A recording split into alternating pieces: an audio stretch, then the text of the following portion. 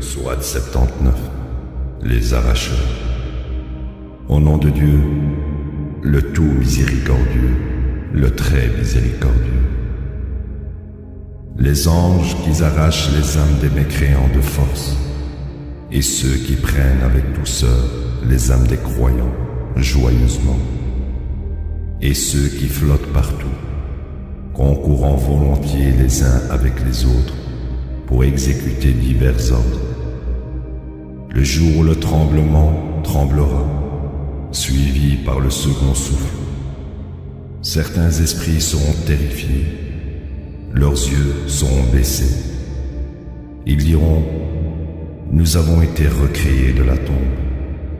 Comment cela s'est-il produit après que nous soyons transformés en os décomposés? Ils avaient dit: ceci est une réapparition impossible.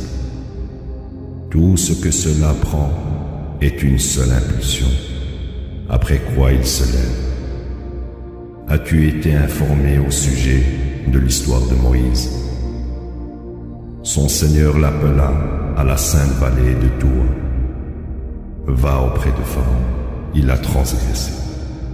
Dis-lui: ne te réformeras-tu pas? Laisse-moi te guider vers ton Seigneur, afin que tu puisses devenir révérencieux. Il lui montra alors le grand miracle, mais il mécrut et se rebella. Puis il se détourna à la hâte. Il convoqua et proclama. Il dit: je suis votre Seigneur, le plus haut.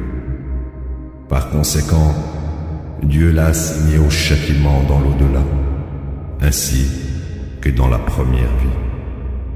Ceci est une leçon pour les révérencieux. Êtes-vous plus difficile à créer que le ciel?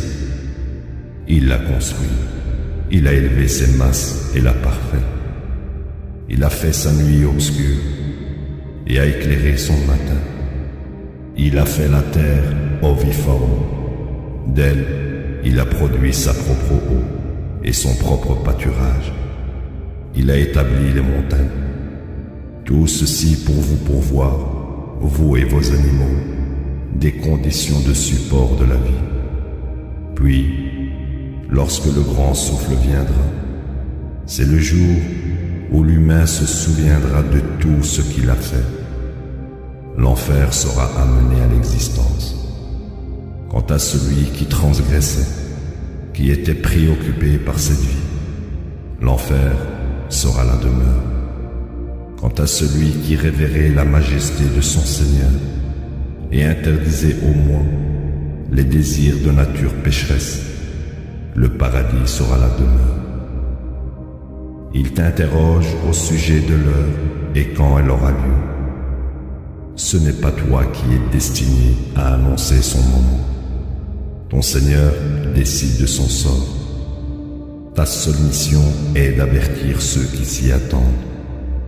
Le jour où ils la verront, il leur semblera qu'ils ont passé une soirée ou une demi-journée. La ilaha illallah.